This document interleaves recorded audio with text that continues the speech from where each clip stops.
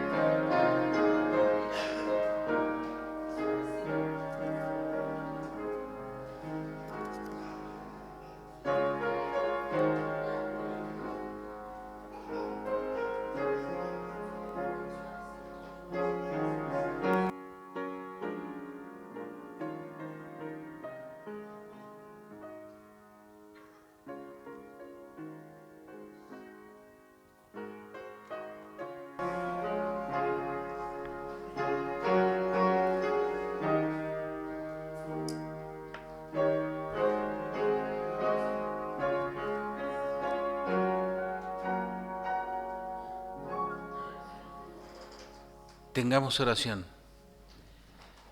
Dios Todopoderoso, Creador del cielo y de la tierra y de todo lo que ven nuestros ojos, el universo, todo fue creado por ti, Señor. Y en esta hora, en este día, invocamos tu nombre, Padre, para que tú seas en medio de esta congregación, en medio de tu pueblo, Señor, que venimos a adorarte, a bendecir tu nombre por todas las bondades que tú tienes para con nosotros y el sostenimiento que nos das, Señor, en nuestras vidas. Gracias, Señor, por la salvación maravillosa que nos has brindado a través de Jesucristo. Te alabamos, te bendecimos, Señor, y permite que nuestra alma, nuestro corazón, nuestros pensamientos en esta hora estén orientados a ti, Señor, y que recibamos la bendición de tu palabra, las alabanzas, la lectura de ella, Señor, de la palabra, y toda la comunión que tenemos, Señor. Gracias, bendito Dios. Quédate en medio nuestro, Señor Santo, en el nombre de Jesús. Amén. Para comenzar nos vamos a poner de pie para entonar el himno Con gran gozo y placer.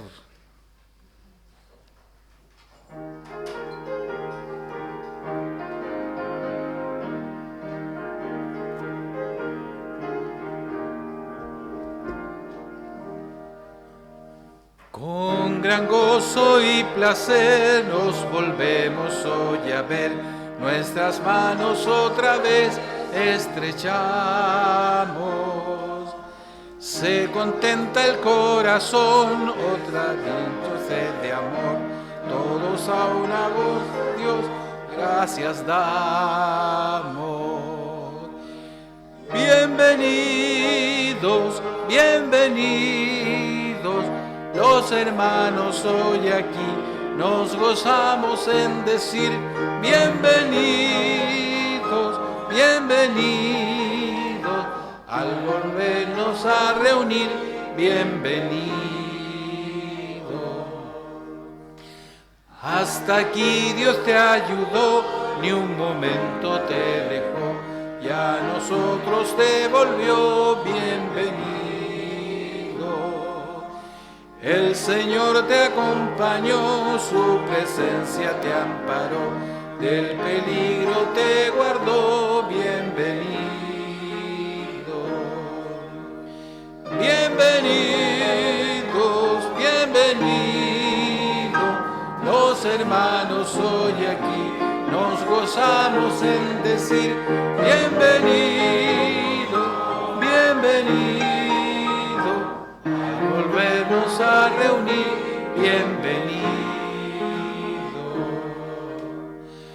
Con amor para que de corazón, consagrados al Señor, alabemos.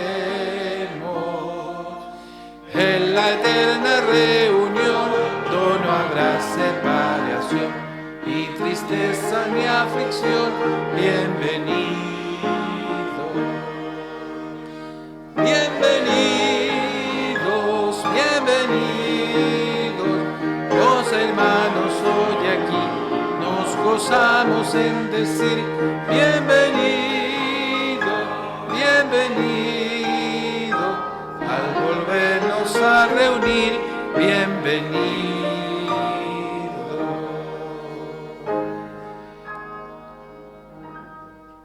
Tomen asiento, hermanos. Bienvenidos a la casa del Señor, así cantábamos el himno. El Señor nos da la bienvenida, nosotros, entre nosotros nos damos la bienvenida por estar hoy día aquí, en este lugar, y ser bendecidos por la gracia y la misericordia de Dios. Vamos a tener también un tiempo de oración, de reflexión y de confesión. Esa es la oración que constantemente hacemos para estar a cuentas con nuestro Dios, para saber de nuestra condición y reflexionar siempre, porque hasta que Él no venga vamos a tener esta situación que enfrentar cada día de nuestra naturaleza, que el Señor va, como veíamos en la escuela dominical, nos hace perseverar, pero la perseverancia es un proceso que va a estar siempre y que no debemos abandonar. Y esta forma de oración, de perdón y de confesión es parte de la perseverancia. Inclinemos nuestros rostros para orar al Señor. Señor, en esta hora nos presentamos delante de ti, Señor, sabiendo que tú siempre estás presente y nos conoces y sabes todo lo que hacemos, Señor. No escapa nada a tu vista, Señor, a tu presencia en nosotros. Y es por eso, Señor, que cuando tenemos momentos malos, momentos contrarios a lo que tu palabra dice, cuando reaccionamos de alguna manera inadecuada conforme a los principios que tú estableces, Señor, nos arrepentimos, Señor. Reflexionamos en eso y te decimos, Señor, del corazón, de lo profundo de nuestros pensamientos, Señor, que no nos agrada, porque nos sentimos, Señor, mal y sabemos, Señor, que debemos arrepentirnos. Perdónanos, límpianos, renuévanos, Señor. Haznos crecer cada día en la forma que tú tienes preparada para nosotros, Señor. Haznos, Señor, disfrutar del gozo de la salvación, porque cuando nos ponemos iracundos o cuando tenemos momentos malos, Señor, perdemos ese gozo por un momento y no disfrutamos de la maravilla que es estar felices y en paz contigo. Pero tú nos renuevas y tienes compasión. Señor, cada uno de los que estamos en esta sala, nos presentamos con nuestros pensamientos delante de ti. Haz tú, Señor, haz tú como quieras, porque tú eres el que hace en nosotros, Señor. Gracias, bendito Dios, por el perdón, por la misericordia. Y declaramos, Señor, el perdón en el nombre de Jesús, nuestro Señor y Salvador. Amén. Amén. Hay un himno muy reflexivo, muy bello que nos vamos a poner de pie para cantar ahora, que se llama Haz lo que quieras.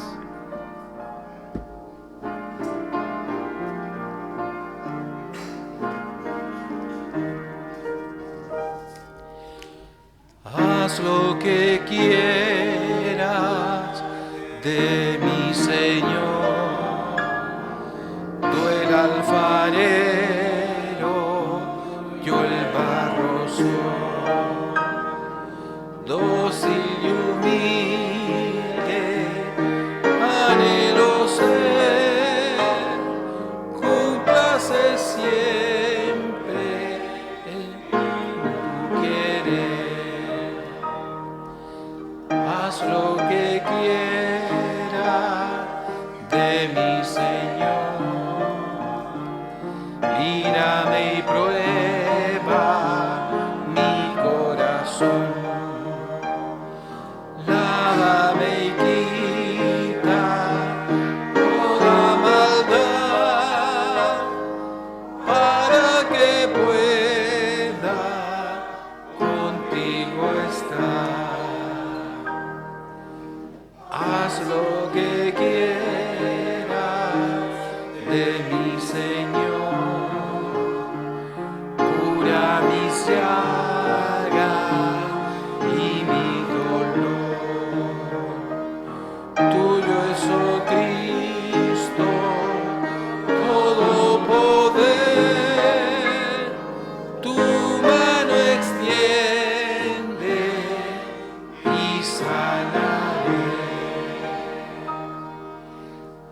haz lo que quieras de mi Señor, dueño absoluto,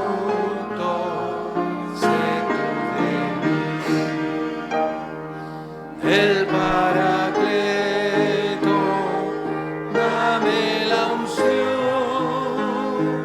y el mundo a Cristo pueda en mí ver. Tomen asiento, hermanos. Este himno que acabamos de cantar, en su parte final, siempre me llaman la atención los himnos. Muchos dicen así para advertir que los himnos no son inspirados. Claro, no son inspirados. La palabra de Dios es la inspirada y los salmos y todo eso. Pero los himnos los escriben autores cristianos, hombres y mujeres, músicos que han compuesto. Y leen la Escritura, por supuesto, como la lee usted y como la leo yo. Entonces la parte final de este himno dice: del Paracleto dame tu unción. ¿Ustedes saben cuál es el Paracleto? El Espíritu. Bien. Y el mundo a Cristo pueda en mí ver. Ahí está la cosa, pero que el mundo vea en usted a Cristo, ¿cierto? Porque a veces es el testimonio que hablamos, ¿cierto? Es cuando hablamos de la evangelización y todo, entonces la gente ve a la iglesia y hay mucha gente que critica a la iglesia, pero esto cuando el Espíritu Santo obra, la gente va a ver en nosotros a Cristo reflejado, el amor, la bondad, ¿cierto? Etcétera, etcétera. Bueno, vamos a tener entonces también, como de costumbre, lo hacemos para no olvidarlo y para estar siempre atentos a lo que creemos, la lectura del credo apostólico, que lo vamos a proyectar ahí. Nuestro hermano ahí va a proyectar el credo apostólico, que dice así: creo en Dios Padre Todopoderoso, Creador del cielo y de la tierra, y en Jesucristo, su único Hijo, Señor nuestro, que fue concebido por el Espíritu Santo, nació de María Virgen, padeció bajo el poder de Poncio Pilato, fue crucificado, muerto y sepultado. Al tercer día resucitó de entre los muertos, subió al cielo y está sentado a la diestra de Dios Padre Todopoderoso. Desde allí vendrá a juzgar a los vivos y a los muertos. Creo en el Espíritu Santo, en la Santa Iglesia Universal, la comunión de los santos, el perdón de los pecados, la resurrección de la carne y la vida perdurable. Amén.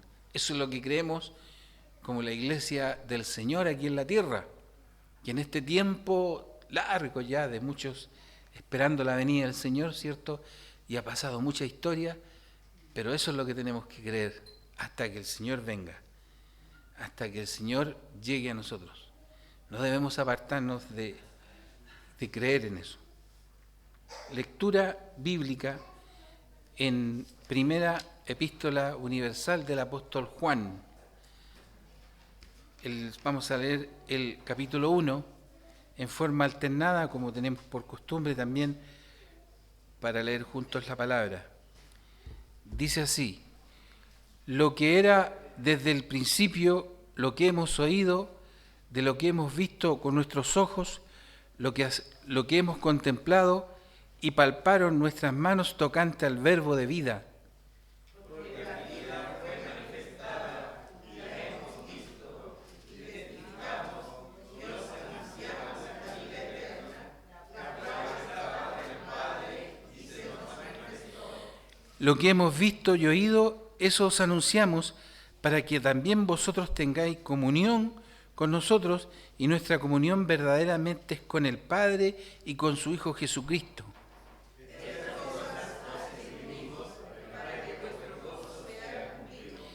Este es el mensaje que hemos oído de Él y os anunciamos: Dios es luz y no hay ninguna tiniebla en Él. Si decimos que tenemos comunión con Él y andamos en tinieblas, mentimos y no practicamos la verdad. Pero si andamos en luz con Él, está la luz tenemos comunión unos con otros y la sangre de Jesucristo, su Hijo, nos limpia de todo pecado. Si decimos que no tenemos pecados, nos engañamos a nosotros mismos y la verdad no está en nosotros. Leamos juntos el versículo 9 y 10. Si confesamos nuestros pecados, Él es fiel y justo para perdonar nuestros pecados y limpiarnos de toda maldad. Si decimos que no hemos pecado, le hacemos a Él mentiroso y su palabra no está en nosotros. Amén. Por eso que oramos constantemente por el perdón, por la confesión, porque tenemos pecado. Y ahí está la palabra que nos dice. Vamos a tener también la adoración a nuestro Dios y la gratitud a nuestro Dios a través de nuestras ofrendas. Vamos a recoger la ofrenda del culto de hoy.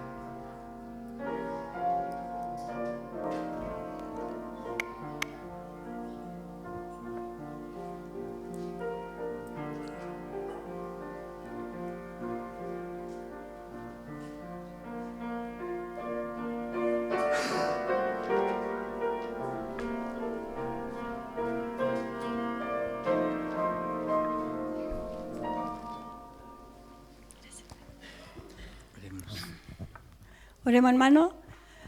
Amado Padre Celestial, te damos gracias, bendito Dios, porque tú eres bueno, eres misericordioso y tú eres el que provee para nuestras vidas, dándonos cada día, Señor, lo que necesitamos.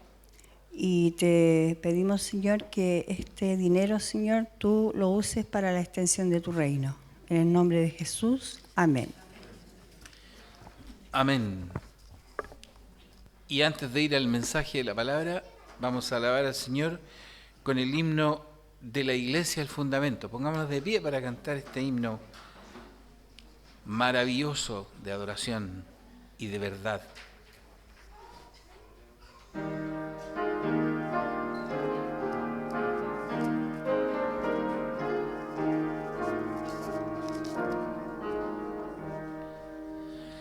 De la Iglesia el fundamento es Jesús el Salvador.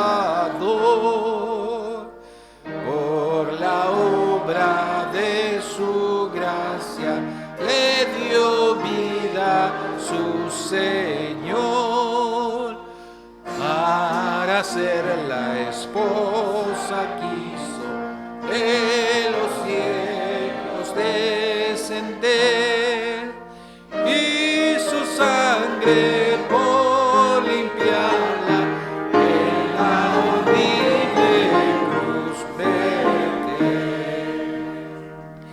Entre todas las naciones escogida en variedad, a través de las edades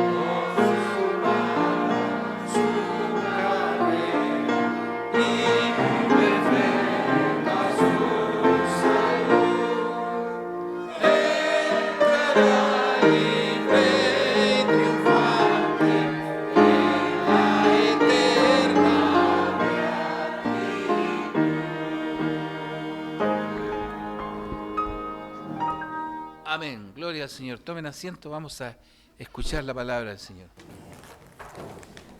Gracias. Bien, mientras los niños salen, abramos nuestras Biblias en el Evangelio de Mateo, capítulo 5. Mateo 5.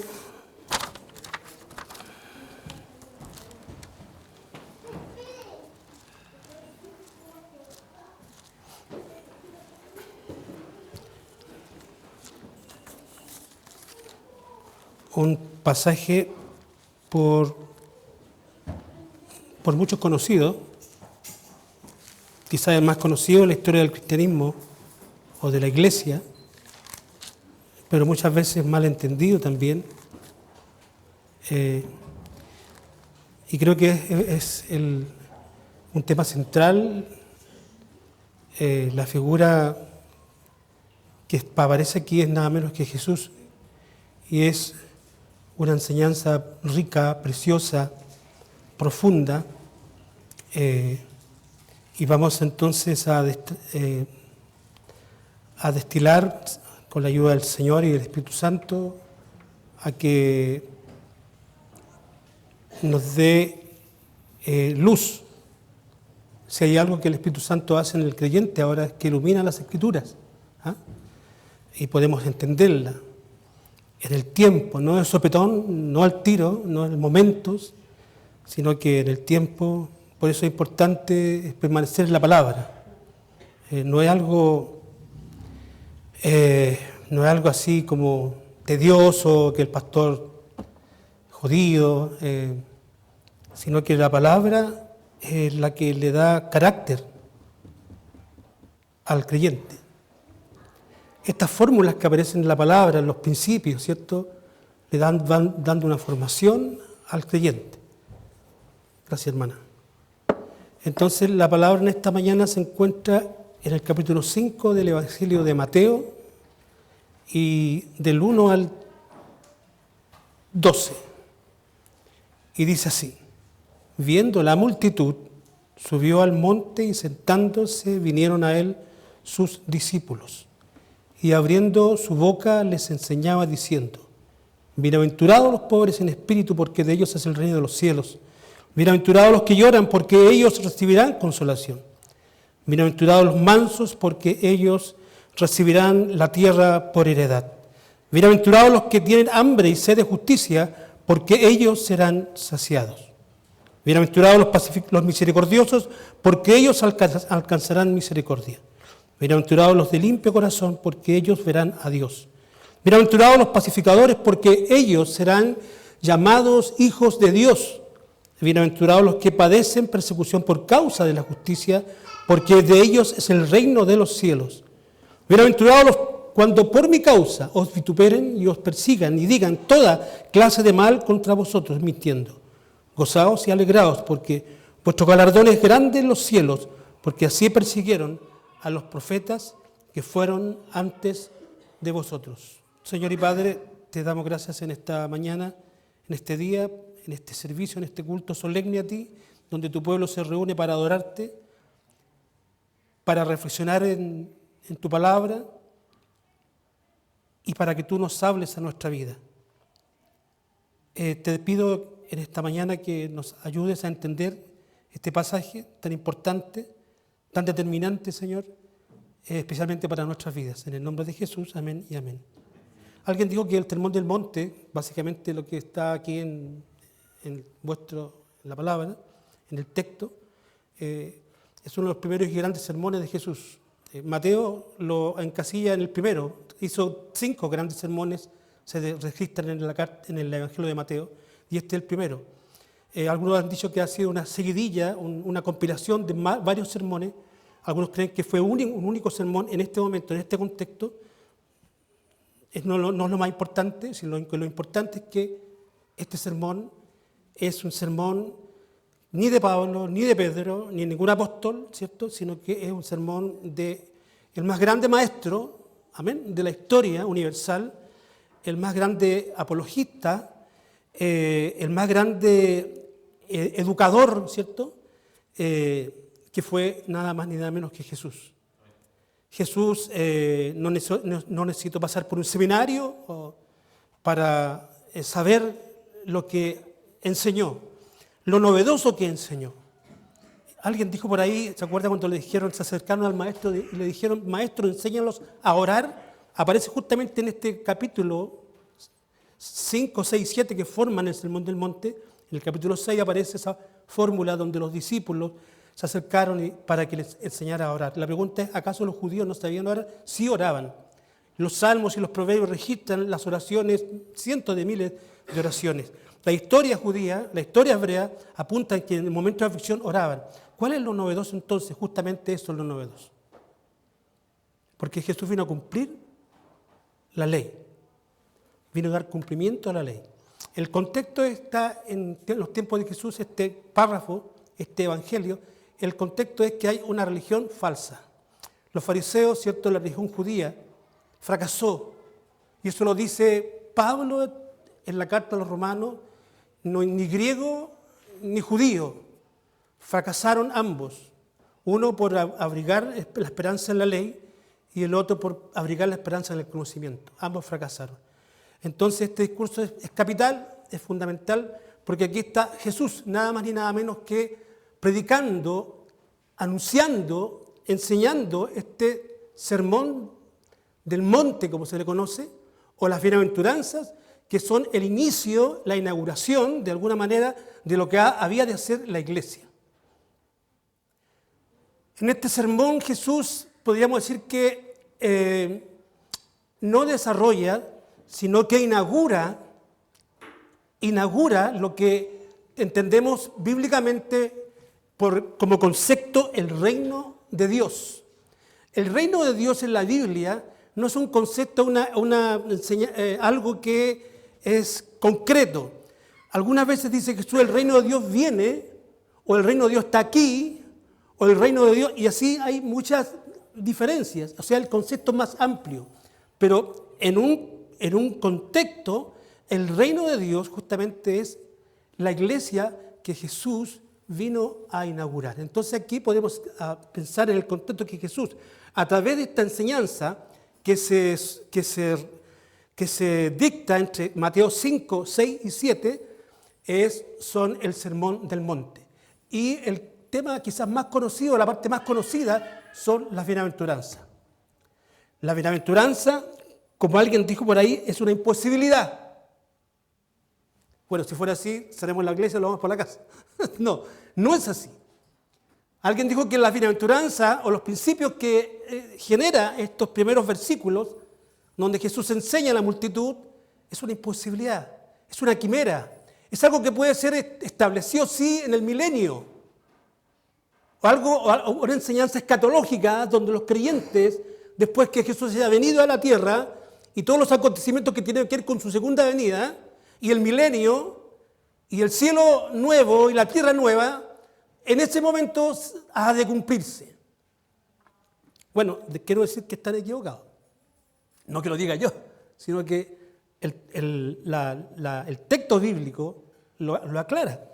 Cuando Jesús, por ejemplo, en el versículo 14 de este mismo capítulo, dice, vosotros sois la luz del mundo y la sal de la tierra. Esa metáfora que Jesús dice que vosotros, o sea que es para ahora. Fue para el tiempo de los discípulos, porque no se nombran como cristianos, sino que discípulos. Fue para el tiempo de los discípulos que estuvieron en ese momento, donde se estaba inaugurando y estableciendo la iglesia. Ha sido la responsabilidad para los creyentes de todos los tiempos, y también ha de ser una responsabilidad para nosotros. Nosotros tenemos la responsabilidad de, en medio de las tinieblas y en medio de lo que el mundo da, al no tener a Dios en su vida, o al no tener a Dios en su ecuación de la vida, del mundo, del hombre, de los hombres, nosotros tenemos la responsabilidad de llevar justamente este evangelio, que aquí Jesús hace una metáfora que somos entonces la luz y la sal del mundo. Martin Lloyd-Jones, que fue un gran predicador del siglo XIX, mi héroe, hay que decirlo, Spurgeon, otro más, ¿quién sabe más de alguno? Bueno, Martin Lloyd-Jones predicó varias predicaciones del Sermón de la Montaña. Es tanto que escribió, ¿cierto? Y escribió 2 tomos. A muchos creyentes, a muchos maestros de la iglesia se le ha significado la vida toda solamente de este punto, solamente del Sermón del Monte. ¿Por qué es tan decisorio el Sermón del Monte? Porque el Sermón del Monte nos apunta a que la iglesia ha de ser diferente. Como decía alguien en la mañana, creo que fue el maestro, cuando el mundo no ve nada de diferente en relación a la iglesia, ¿para qué? Muchas veces la iglesia no se diferencia del mundo. Hablamos en la mañana de la perseverancia de los santos, apuntando a que el Señor empezó la obra en nosotros y el que la comenzó es fiel para concluirla, Filipenses, capítulo 1.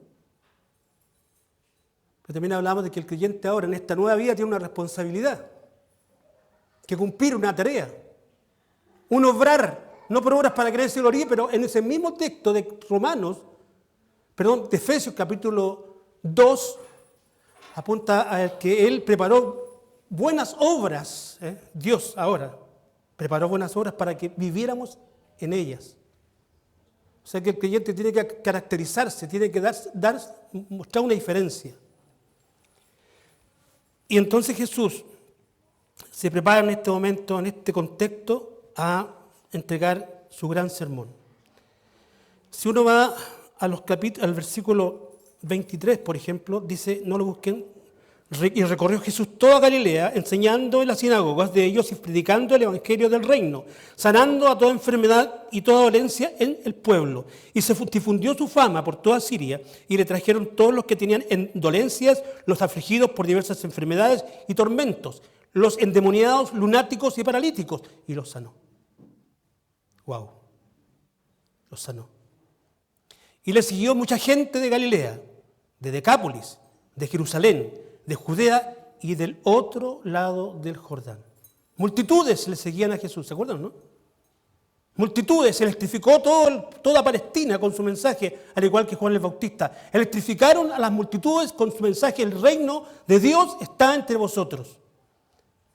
Y aquí Jesús le da justamente la inauguración del reino de Dios. Dice que las multitudes le seguían. Y cuando uno va a Marcos, ¿y por qué las multitudes le seguían? Porque muchos iban por los panes y los peces. Muchos iban por los panes y los peces. De hecho, cuenta un evangelio que Jesucristo alimentó a 5.000 con panes y unos simples peces. A Jesús no le interesaban las multitudes. O sea, le interesaban las multitudes, pero por algo muy esencial, muy importante. Veamos lo que dice, por ejemplo, en el contexto de las multitudes que estaban siguiendo a Jesús y en el contexto de las multitudes que estaban ahora escuchando este gran sermón. En Marcos, en el Evangelio de Marcos, capítulo 6, versículo 34, dice, y salió Jesús y vio una gran multitud. Multitudes le seguían. Y dice la palabra, tuvo compasión de ellos, porque eran como ovejas que no tenían pastor. Esa era la urgencia de Jesús, de su predicación, es más, de su venida a este mundo, por la condición del hombre que estaba perdido. Y aquí lo grafica Marcos como las multitudes que eran como un rebaño que no tenían una guía. Es más, los líderes de aquel tiempo, los fariseos y los saduceos, no enseñaban al pueblo, no cumplieron su objetivo. Y cuando nosotros como líderes no enseñamos al pueblo, no guiamos al pueblo, estamos faltando a la verdad. Es por esa razón la urgencia de Jesús en cuanto a estos ahora, porque eran como ovejas que no tenían pastores y Él se compadeció de ellos. Se ha dicho que la oveja es el animal que pierde muy fácil la orientación. Por eso el pastor se requiere al momento. Por eso hay que estarlas guiando. Se extravían con ligereza. Quizás esa figura a muchos no les gustará, pero es la que más nos identifica muchas veces. Nos zafamos del redil, nos distanciamos del grupo, nos alejamos y muchas veces con peligro hasta morir. Y Jesús en su misericordia nos llama, haciendo la analogía. Multitudes que estaban ahí como ovejas que no tenían pastor. Viendo a la multitud,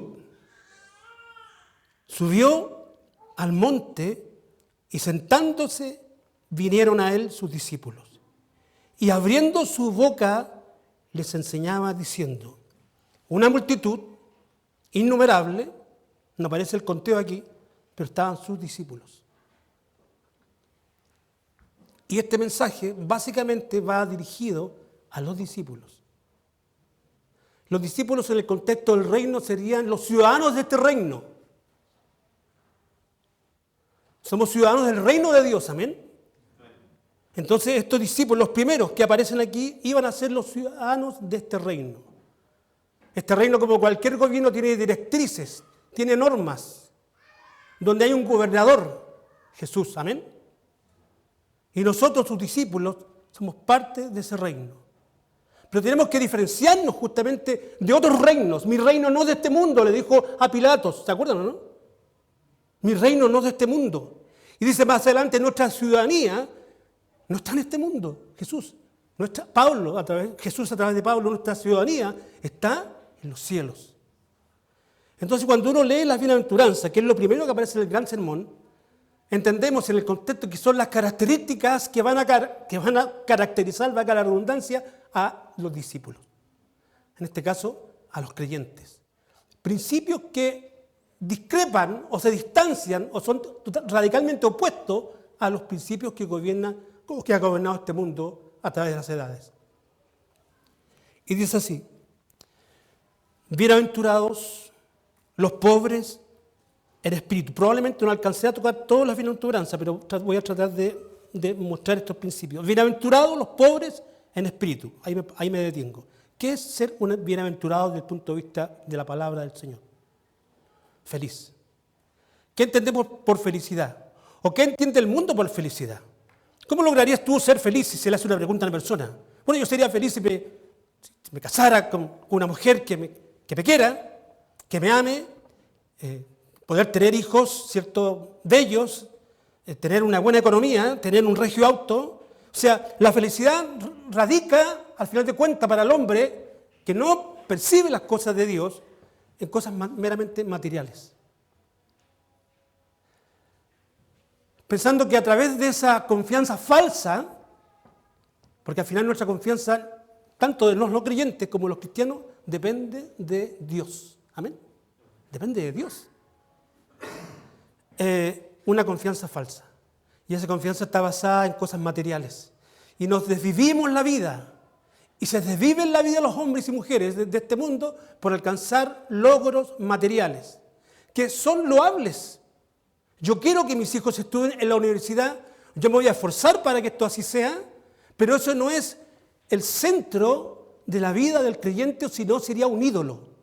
Y un ídolo, ahora en el creyente, es algo que opaca o se coloca en el lugar de Jesús.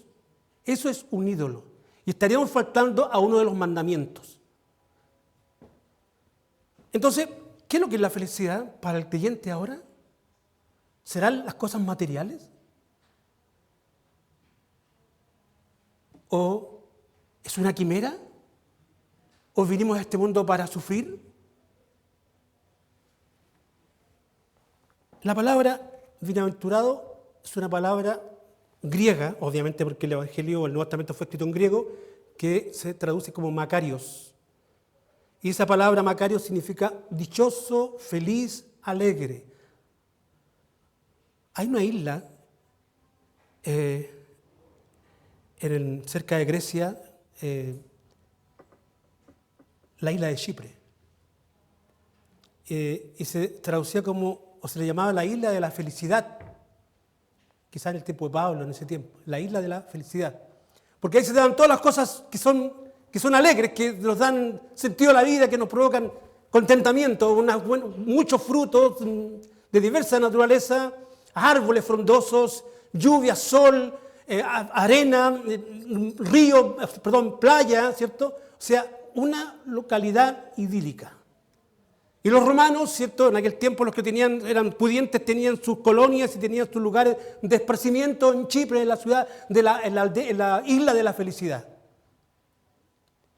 De ahí probablemente quizás venga la palabra dichoso, pero aquí Jesús nos muestra a estos ciudadanos, a estos discípulos que van a tener esta norma de vida ahora que el Señor está abriendo justamente, le enseñando estos principios de vivir como creyentes, le está entregando que esta felicidad es más allá de cosas materiales.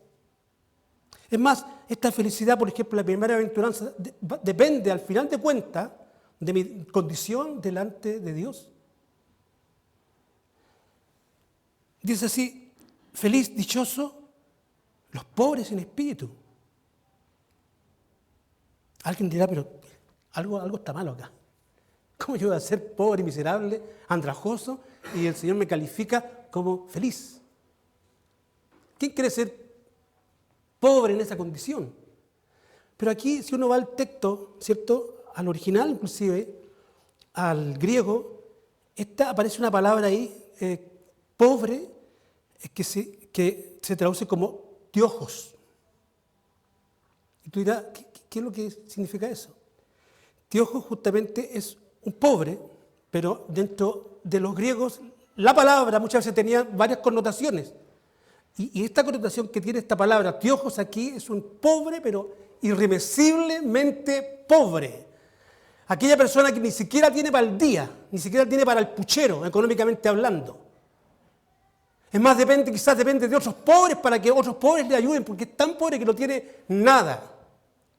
Obviamente que es una condición de pobreza espiritual. De pobreza espiritual. Y esa es la pobreza del mundo. Y de esa pobreza el Señor nos sacó, amén. De la pobreza espiritual, de la miseria espiritual.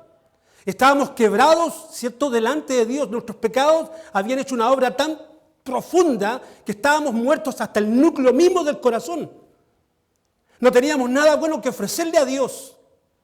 Y a esa bienaventuranza se refiere Jesús. Ustedes, cuando son tojos, cuando son pobres en esa pobreza esencial, ¿cierto?, son bienaventurados. Amén. Cuando llegamos a la conclusión, cuando nos cae la teja, que delante del Señor somos pecadores y que necesitamos su perdón, necesitamos su perdón ahora ya, porque me estoy muriendo, cuando llego a esa conclusión que le he faltado, que he violado su ley, permanentemente, y cuando yo me doy cuenta de esa realidad en mi vida ahora, ahí me entrego al Señor. Ahí me entrego al Señor, ahí hablo. Y me reconozco como pecador. A nadie le gusta decir que le digan que eres un pecador, pero la Biblia habla del pecado. La palabra pecado samartía es violar la ley de Dios. Permanentemente el hombre viola la ley de Dios y por el pecado el hombre muere. Está muerto en delitos y pecados. Entonces, imagínense la realidad de este hombre sin Dios y ahora en esta realidad, él dice que en esa condición, cuando yo me confieso, reconozco mi condición delante de Él, soy bienaventurado. Y ese hombre y esa mujer que reconoce su condición delante de Dios, tiene derecho ahora ¿a qué? Al reino de Dios. Amén. El reino de Dios. El gobierno de Dios. El reino de Dios va a ser algo superlativo, o sea, cualquier cosa que tú te puedas imaginar en este mundo, con toda su modernidad y con todo su avance tecnológico, con toda su educación, con toda su enseñanza, no se compara, es un patio de niños, ¿cierto? Es un jardín infantil en relación a lo que viene el reino de Dios. Él vino a inaugurar el reino de Dios, amén, en nuestros corazones. Pero ese reino de Dios va a ser establecido en un momento dado, en su segunda venida. ¿Estamos preparados para ser ciudadanos del reino de Dios en su totalidad? Por eso la permanencia en la iglesia, hermano, es importante. Cuando yo hablo de la iglesia, no me refiero al edificio, me refiero a cada creyente que es parte del cuerpo de Cristo. Cuando estamos unidos como Cristo nos unió, la carta a los Efesios dice que en Cristo estamos unidos. Cuando estamos en esa unión, ¿cierto? Y la iglesia ya no es un apéndice para mí, como para muchos. Cuando la iglesia es tan importante como mi vida misma, yo voy a estar cumpliendo justamente el propósito por el cual fui llamado. Primeramente reconozco que soy un pecador que necesito el perdón, estoy en bancarrota delante de este Dios 3 veces santo, y cuando entrego mi vida a Cristo, es cierto, vengo a ser bienaventurado. Bienaventurado, dichoso, felices, no dependiendo de lo material, que es importante, pero no dependiendo en última instancia de cosas meramente materiales. Porque los creyentes vamos a sufrir, amén. Vamos a sufrir persecución. Quizás no una persecución, cierto, física, pero vamos a sufrir una persecución del mundo en la sutileza,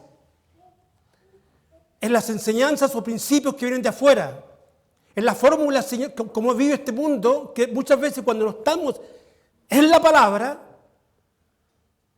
somos vulnerables. Somos vulnerables. Y caemos y tropezamos amargamente. Pero volviendo al texto, nuestra bienaventuranza no depende de lo que nos puede dar el mundo, no depende de las cosas materiales, sino que depende de Jesucristo. Amén. Nuestra felicidad depende de Jesucristo y de su obra de salvación. Lo que hizo en la cruz del Calvario no puedo mirarlo como un evento histórico, que lo fue, sino que fue un evento redentor. Un evento redentor, la palabra redención significa pagar un precio por algo. Él pagó un precio, su vida, para que ahora yo sea bienaventurado. Y ese es uno de los primeros principios que tiene que normar la vida del creyente, sabiéndose delante de Dios como un discípulo, uno que ha sido rescatado de la vana manera de vivir, uno que ya no está en la condición de pecado, sino que ahora está en la condición de, dice Pablo, que estamos sentados en lugares celestiales con Cristo Jesús. Somos redimidos y tenemos que funcionar y vivir como la palabra se nos enseña. Rápidamente, bienaventurados los que lloran. ¿Quién quiere llorar? Los hombres no lloran, le decían cuando uno era chico. ¿Te acuerdas, no? Los hombres no lloran. Y uno tenía que aguantárselas como niño. Entonces ahí empezó el machismo de las mamás. no quiero decir. Los hombres no lloran. Bueno, aquí dice, bienaventurados los que lloran. ¿A qué se refiere? Cuando la palabra me convence de pecado, cuando realmente la palabra se mella en mi corazón y en mi mente, yo voy a ser desnudado delante del Señor. Yo recuerdo una experiencia que tuve en mi conversión hace 34 años atrás, más o menos. Me había convertido al Señor y lo primero que me ocurrió, no sé si a todos, pero me bañaba en llanto. Gráficamente, me bañaba en llanto.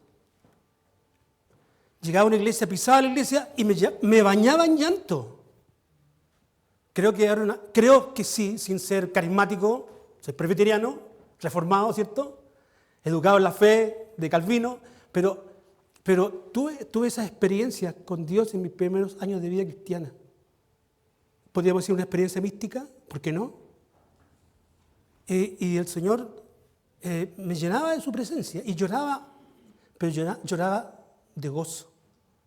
Era como que el pecho se me iba a reventar, me acuerdo. Como que se me quería salir el pecho o el corazón de mi pecho. Y me llenaba de llanto, pero un llanto de gozo. ¿Por qué? Porque había experimentado la experiencia de la conversión. El Señor me había tocado mi corazón, sacado ese corazón de piedra, que dice Ezequiel, y había colocado un corazón de carne.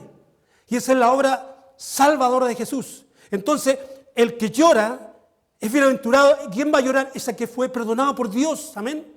Ese que fue restaurado a la nueva vida. Ese que recibió de parte de Jesús toda bienaventuranza, todo bien espiritual y también material, ¿por qué no decirlo? Ese dice que es bienaventurados los que lloran porque ellos recibirán consolación. Bienaventurados los mansos. Los mansos. ¿Quién quiere ser manso? ¿Quién quiere ser humilde? Este mundo de soberbia, de ira, de que el hombre ojalá poder aplastar a todos con mis pies y poder ponerme sobre los demás y regir a los demás. Eso es lo que el mundo aspira. Eso es el anhelo. ¿Para qué yo estudio? ¿Para qué yo trabajo? Anhelos materiales y anhelos justamente personales. El personalismo de la persona, el individualismo de la persona. Apunta a eso. Pero aquí dice que bienaventurados los mansos. ¿A qué se refiere la palabra mansos? ¿A humildad? ¿A humildad? La palabra manso, básicamente, técnicamente, es como estar en el centro entre el humilde y el que se aira, el enojo. Recuerden que la Biblia dice, airaos, pero no pequéis. No se ponga el sol sobre vuestro enojo. O sea, hay una ira que es noble y santa. Hay una molestia justa. Pero eso no me significa que eso voy a golpear al otro porque me airó o porque me enojé por una circunstancia. Entonces la mansedumbre justamente está en la mitad de lo que es la ira y la paciencia. ¿Me entiendes? Son virtudes. Y la mansedumbre es un don y un fruto de ¿quién? Del Espíritu Santo. Entonces, bienaventurados los mansos porque ellos recibirán la tierra por heredad. Entonces, ahora la pregunta, pastor, ¿estas características tienen que tenerlas algunas personas, en particular una, otra, quizás dos? No, este es el carácter que tiene que tener cada creyente. Todas estas bienaventuranzas tienen que encajar en nuestra vida. Bienaventurados los misericordiosos porque ellos alcanzarán misericordia, versículo 7. Feliz, dichosos, alegres los que tienen misericordia. ¿Quién quiere tener misericordia por el otro? Esta sociedad, ¿cierto? Este mundo caído, lo menos que tiene es misericordia. Pero el creyente, el cristiano, tiene que tener misericordia y esto se tiene que cultivar, hermanos. Esto se tiene que cultivar y tiene que empezar primeramente en mí. Cuando yo quiero que la iglesia, nuestra iglesia, cultive y estos bienaventuranzas sean un fruto, producto de que somos nuevas criaturas, somos creyentes, tengo que cultivarla yo primeramente. Bienaventurados los de limpio corazón, esta es la que más me encanta. Bienaventurados los de limpio corazón, o sea, un hombre y una mujer con una vida santa, apartada. Agio es la palabra que el griego habla de santidad y la palabra agio significa diferente. Este edificio es diferente al otro edificio que está en el sector porque este edificio fue apartado para la gloria del Señor, para alabar al Señor como iglesia. La Biblia es santa porque es el libro que fue revelado por Dios, a diferencia de miles, de cientos de otras literaturas. Es santa, es única. Y los creyentes son agios, son apartados, son diferentes y han de ser diferentes en relación al mundo. Entonces cuando dice aquí en la bienaventuranza de Jesús, bienaventurados los de limpio,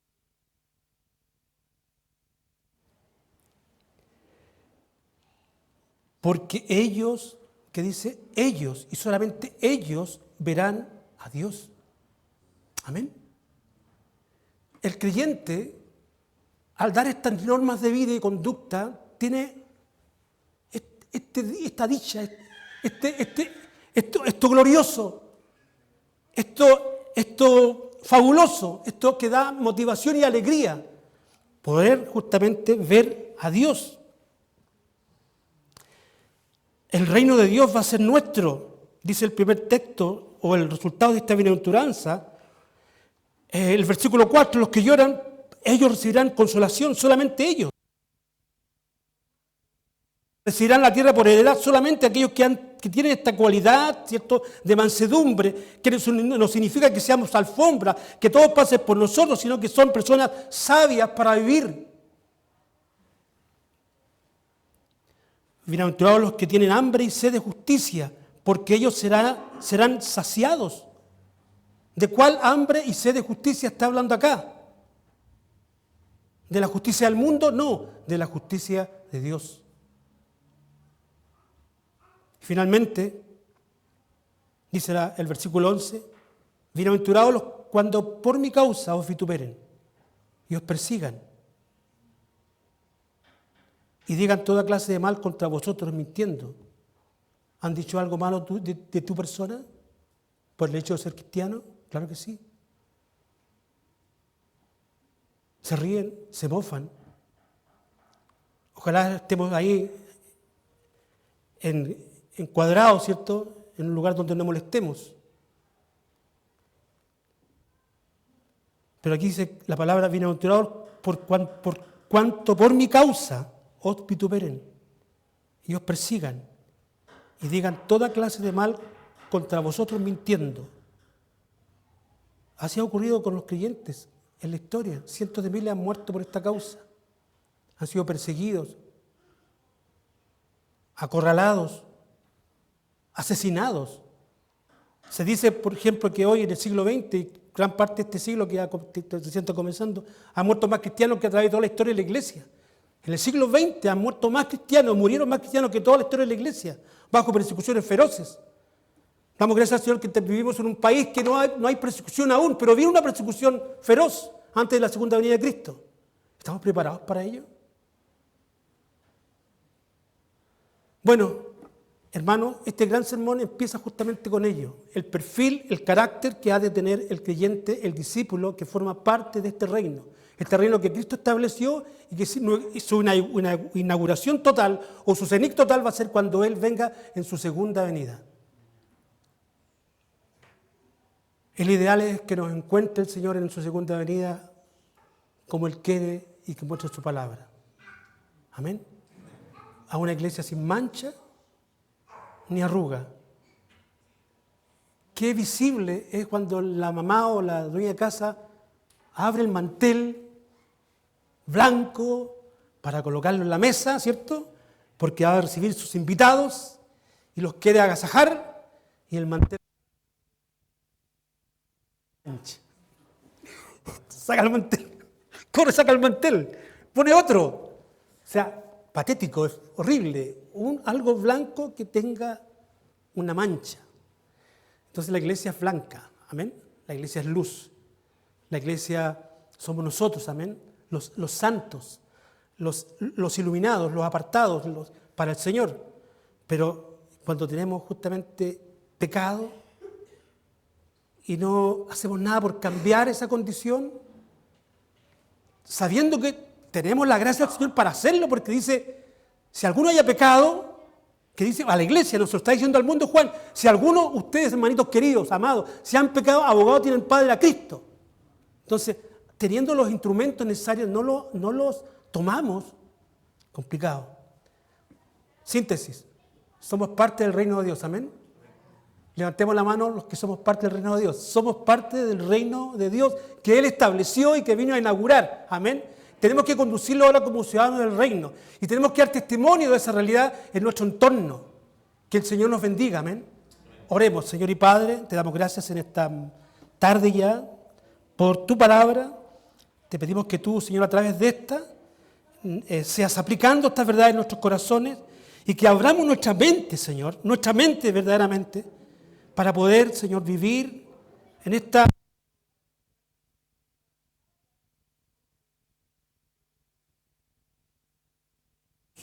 Amén y amén. Que el Señor te bendiga. Vamos entonces ahora, como cada vez, una vez al mes, como iglesia, recordar lo que el Señor estableció para su pueblo, que inauguró en aquella noche pascual, en aquella noche donde se juntó con sus discípulos en la Pascua judía, y hay un cambio, ¿cierto? Usando la misma fiesta de Pascua, que lo que era la Pascua judía era la ceremonia o el ritual que se celebraba a todos los judíos una vez al año, donde recordaban el ángel de la muerte cuando pasó, ¿se acuerdan? La noche que pasó a cada casa en Israel, y todas las casas de los judíos estaban, en las dinteles de las puertas, estaban manchadas, ¿cierto?, con sangre, y eso significó que cuando el ángel de la muerte pasaba y miraba la sangre en los dinteles, ese era, no moría el judío, no moría esa familia. O sea, y ahí estaba, se celebró a través de la historia la fiesta de la Pascua. Era como un 18 de septiembre, como una fiesta patria, una cosa así. Y Jesús, usando esa figura, en aquella noche del viernes en la madrugada, jueves en la noche o el viernes en la madrugada, con sus discípulos en el aposento alto, habló de otro pacto. El primer pacto, la fiesta judía, ¿cierto? Y el segundo pacto con Cristo, aquella noche donde el Señor iba, horas posteriores, iba a entregar su vida. Y Él lo profetizó, lo habló, lo anunció a través de esta ceremonia. Vamos a pedirle a los presbíteros, por favor, que me acompañen. No sé si está todos los hermanos, la hermana Elba, no sé quién falta.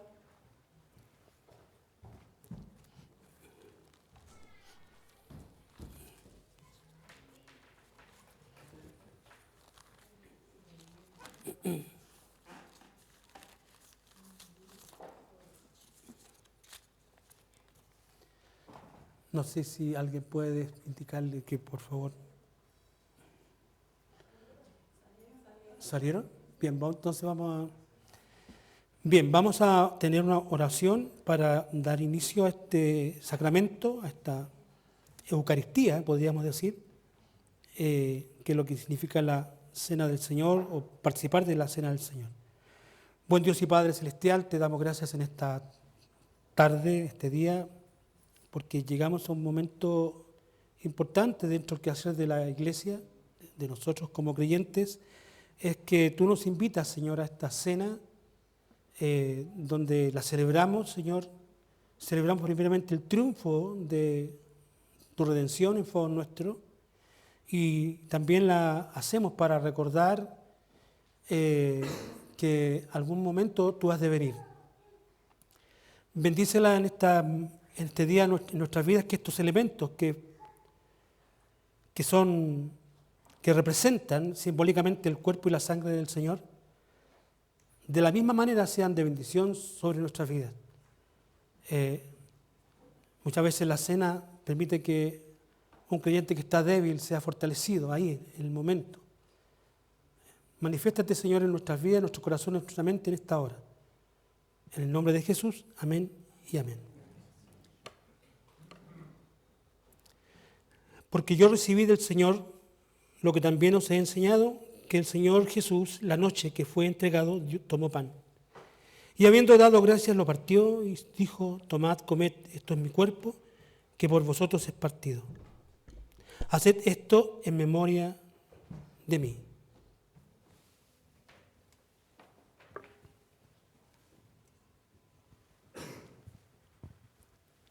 Señor, agradecemos este tiempo, Señor, este momento en que somos invitados a tu mesa. Amén.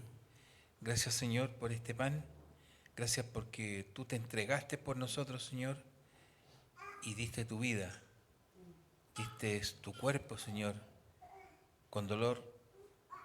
Y esperamos, Señor, la bendición en este tiempo, recordando que tú vendrás. En el nombre de Jesús. Amén.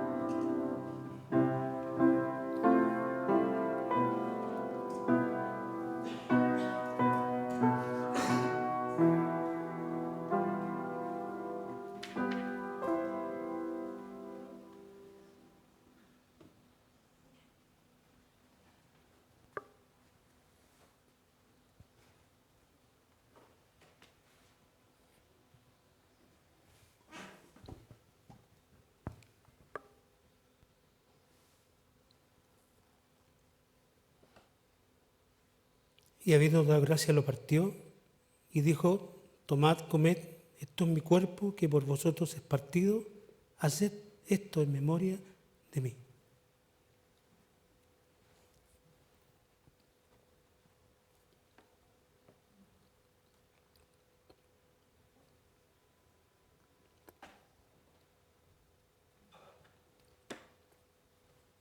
Asimismo, tomó también la copa después de haber cenado, diciendo: esta copa es el nuevo pacto, amén, en mi sangre. Haced esto todas las veces que la bebiereis en memoria de mí.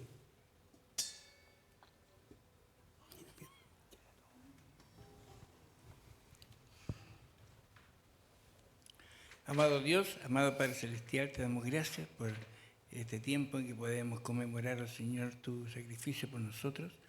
Gracias por ello, Señor, y pedimos que tú nos guíes hasta que un día lo hagamos juntamente contigo en el cielo. En los méritos de Cristo Jesús. Amén.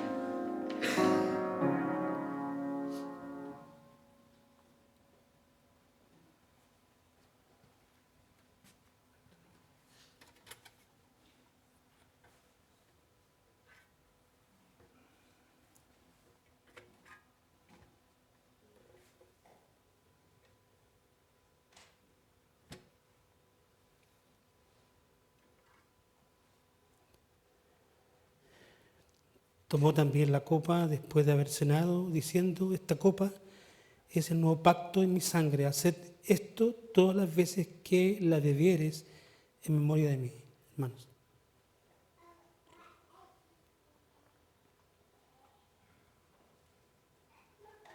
Desearíamos, Señor, que este tiempo no termine. Desearíamos, Señor, estar en esta presencia tan inmediata como es ser partícipe de la cena, Señor. Urgentemente muchos te necesitamos, Señor, y que tú realmente obres en nuestras vidas. Ten misericordia, Señor, para que realmente seamos dignos de ti, que realmente cada día poder ofrendar nuestras vidas para ti. Tú te mereces todo, Señor, y más. Ten piedad de nosotros, Señor. Ten misericordia. Nos llenas de bendiciones a diario, a cada momento, que muchas pasan desapercibidas. Y falta gratitud en nuestros corazones, Señor. Danos, Señor, un espíritu de adoración. Danos, Señor, un espíritu de obediencia, de entrega, aún las circunstancias. Que a través de este medio de gracia podamos, Señor, fundar o nuestra convicción sea más fortalecida en ti, Señor. Que el Evangelio sea el eje central de nuestra vida. Que Jesucristo sea nuestro líder a seguir cada día. Bendice nuestras familias aquí representadas, Señor. Ten misericordia de la iglesia. Ten misericordia de la iglesia. Vivimos tiempos tumultuosos y difíciles, tortuosos y peligrosos. Cuida tu iglesia, Señor. Cuida tu rebaño. Porque te lo pedimos en el nombre de Jesús. Amén y amén. Que el Señor les bendiga.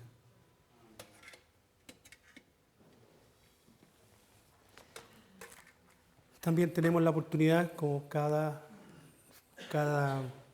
momento que tenemos la cena, de recibir la ofrenda blanca. También está la casita, que significa, si no traen ofrenda blanca, puede ser efectivo, no sé, pero está aquí para los hermanos que han tenido ofrenda blanca. Hay necesidades bastante complejas en la iglesia en estos momentos, así que, bien. Yo traje mi ofrenda blanca, pero...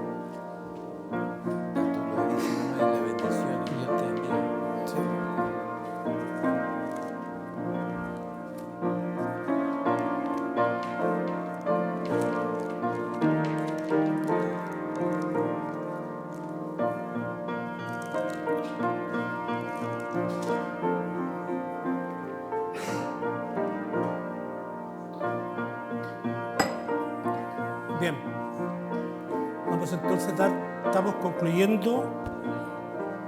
concluyendo este servicio al Señor, contento porque este día vi más caritas, más hermanos, me alegro por ello, que estemos bien, amén.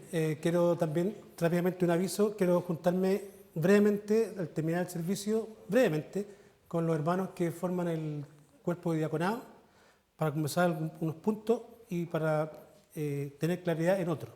Entonces les pido que por favor me acompañen, puede ser aquí mismo en la sala, para hablar en cuanto al diaconado.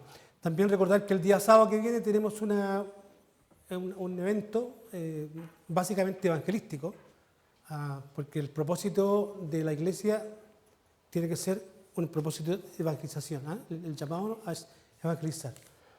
Y el jueves los espero a los que pueden participar. Yo sé que hay distancias que se complican, pero los que pueden participar, los que viven cerca, tener el culto de oración. Hay varios hermanos que viven cerca de la iglesia. Estamos tanto los días jueves a las 7:30 y realmente es bastante motivador. Dicho esto, vamos a ponernos en pie para despedir nuestro servicio con la oración sumo sacerdotal.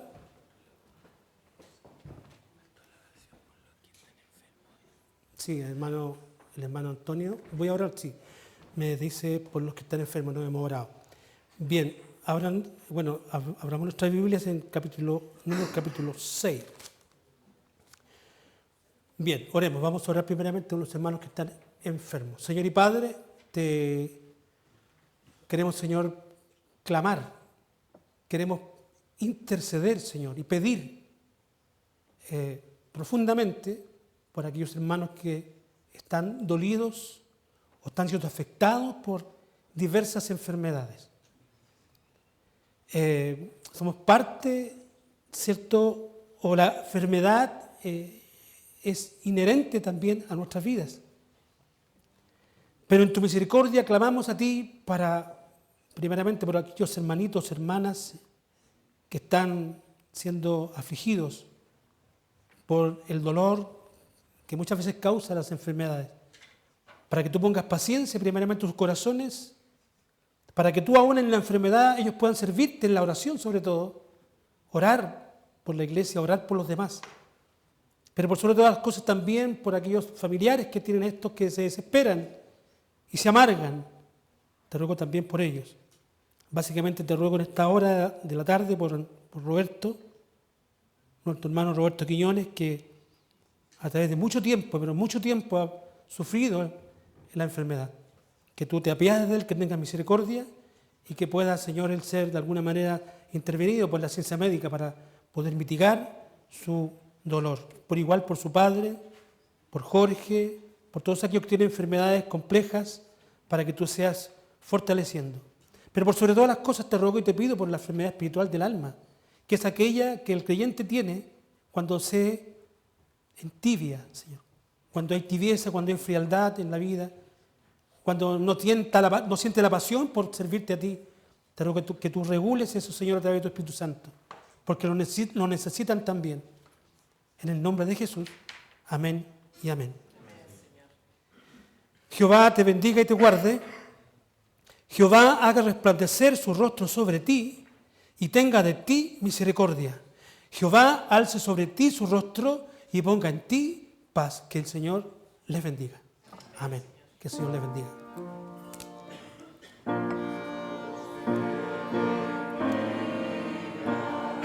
Protección te dé, sea su gracia siempre tu sostén, su ángel